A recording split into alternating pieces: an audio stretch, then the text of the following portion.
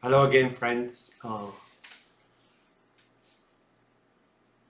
So speaking of writing events, historic events in the Talmud or private teachings and dogmas, from creating those events to making them as realities and facts that grew out of fiction or out of fabrication and manufacturing, and teaching them as a true history later should will must shed some light on the past as well for you folks. In light of what I said in my earlier video, I will question the past. I should question the past and go about making sure that I haven't drowned in a swamp of misinformation and dark indoctrination and so on, where my life is now wasted towards something that is not real and that is extremely detrimental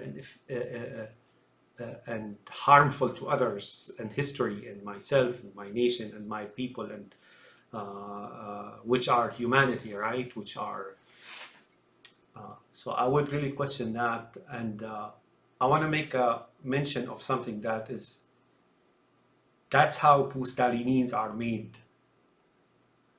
Sometimes people behave based on their belief that this is it, life, this is it, and they can do whatever it takes. They will do whatever it takes to survive and be rich and harm others and so on and so forth. And these are not one and the same.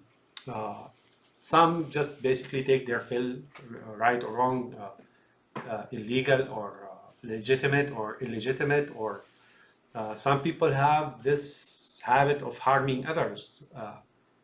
And the nature of man is really to take their fill, and once they're full, if they're illegitimate, they stop, right? They begin to pay attention to their personal life. But there's this strand that lives for harming others, and I doubt these are humans. Therefore, that's how post-Stalinins are made. That's what post-Stalinins are, and Netanyahu's for that matter. You cannot be a prisoner of something that is 5,000 years old, that tells you things that are not proven. Even the writing, the flow and writing itself should indicate to you that, right? What makes you tick? If you ever ask yourself, what makes you tick? What makes you behave the way you do? It's just mind-boggling, folks. Is it a club? Clubs come and go. Is it heritage? Heritage is no longer sure after 5,000 years. Is it? What is it?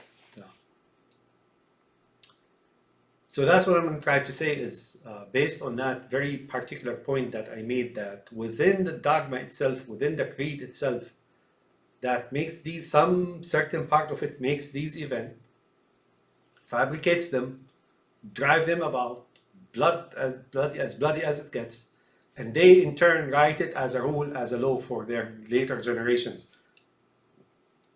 Are these generations their own generations? I wonder.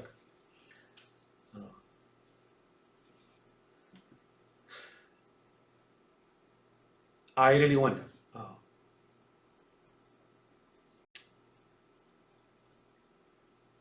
I have so much evidence in here. This head is replete with evidence about what's going on, and things are not what they appear to be, folks.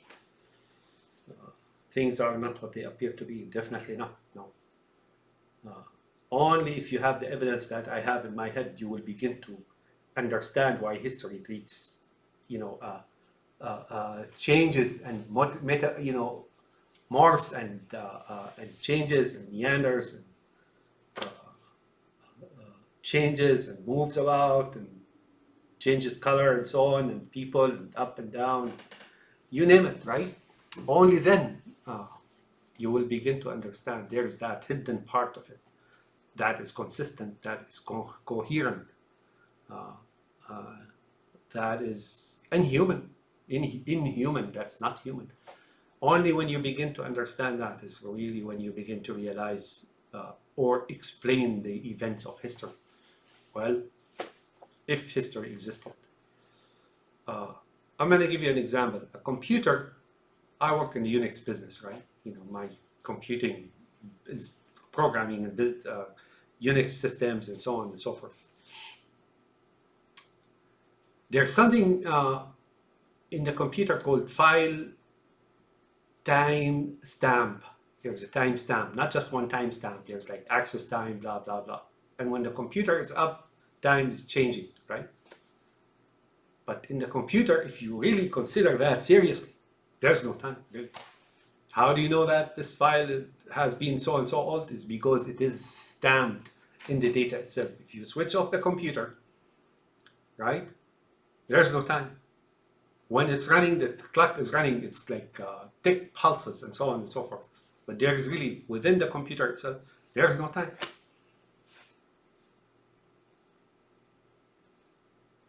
How does it do time? It's really a reference a certain number, right? And that number is increased. That very number is increased. Not that time has increased. No.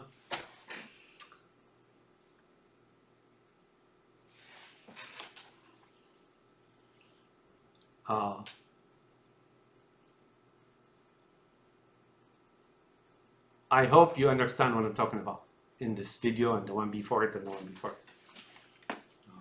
No, I'm not like rubbing shoulder here.